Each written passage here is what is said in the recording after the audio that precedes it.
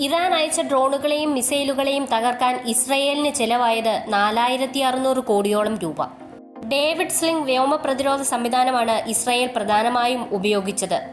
4600 കോടിയോളം ഇസ്രയേലിന് ചിലവായി എന്ന് റിപ്പോർട്ട് ചെയ്തത് del അവീവിലെ institute four national security studies ആണ്. ഇസ്രയേൽ ഹമാസ് യുദ്ധത്തിൽ വാർത്തകളിൽ ഇടം പിടിച്ചത് ഇസ്രയേലിന്റെ അയൺ ഡോം ആയിരുന്നു.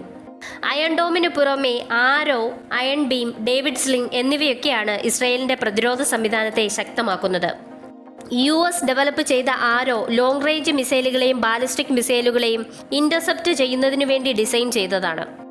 മീഡിയം റേഞ്ച് മിസൈലുകളെ ഇന്റർസെപ്റ്റ് ചെയ്യുന്നതിനു വേണ്ടി US ഡെവലപ്പ് ചെയ്തതാണ് ഡേവിഡ് സ്ലിംഗ്. US സഹായത്തോടെ ഇസ്രയേൽ നിർമ്മിച്ച അയൺ ഡോം ഷോർട്ട് റേഞ്ച് റോക്കറ്റുകളെ തകർക്കും. ഇതിന്റെ സക്സസ് റേറ്റ് 90%. ഏകദേശം 10ഓളം അയൺ ഡോമുകൾ ഇസ്രയേലിന്റെ പക്കലുണ്ട്. ലേസർ ടെക്നോളജി ഉപയോഗിച്ച് ഇന്റർസെപ്റ്റ് ചെയ്യാൻ കഴിയുന്ന അയൺ ബീം മറ്റുള്ള ഡിഫൻസ് സിസ്റ്റത്തെക്കാളൊക്കെ ഏറെ ചിലവ് കുറഞ്ഞതാണ്. ഇറാന്റെ മിന്നൽ ആക്രമണത്തെ കാര്യമായ നാശനഷ്ടങ്ങളില്ലാതെ പ്രതിരോധിക്കാൻ ഇസ്രയേലിനെ സഹായിച്ചത് ഈ വ്യോമ പ്രതിരോധ സംവിധാനങ്ങളാണ്.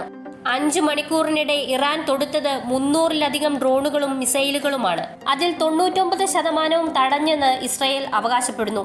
170 ഡ്രോണുകൾ, 30 ക്രൂസ് മിസൈലുകൾ, 120 ബാലിസ്റ്റിക് മിസൈലുകൾ എന്നിവയാണ് ഇറാൻ തൊടുത്തത്. ഇറാന്റെ ബാലിസ്റ്റിക് മിസൈലുകളെ പ്രതിരോധിച്ച ആരോ മിസൈലിന് ഏകദേശം $3.5 മില്യൺ ചിലവ് വരും. ഒരു മാജിക് ബാൻഡ് മിസൈലിന്റെ വില $1 മില്യൺ.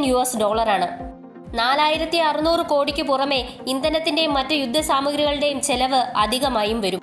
ഇറാന്റെ ആക്രമണത്തെ പ്രതിരോധിക്കാൻ ദീർഘദൂര വ്യോമ പ്രതിരോധ സംവിധാനമാണ് മുഖ്യമായും സേന ഉപയോഗിച്ചത്. 100 ഇസ്രയേൽ യുദ്ധവിമാനങ്ങൾ 6 മണിക്കൂറാണ് ആകാശത്ത് പറന്നത്. 10 ബാലിസ്റ്റിക് മിസൈലുകളെ തകർത്തത് ഈ യുദ്ധവിമാനങ്ങളാണ്. എന്നാൽ ശക്തമായ ഈ പ്രതിരോധ സംവിധാനങ്ങളെ വെട്ടിച്ചുകൊണ്ട് ചുരുക്കം ചില മിസൈലുകൾ ഇസ്രയേലിൽ പതിക്കുകയുണ്ടായി. എങ്കിലും കൂടുതൽ നാശനഷ്ടങ്ങൾ വരാതെ ഇസ്രയേലിനെ കാത്തുരക്ഷിച്ചത് അവരുടെ ഈ വ്യോമ പ്രതിരോധ സംവിധാനങ്ങൾ തന്നെയാണ്.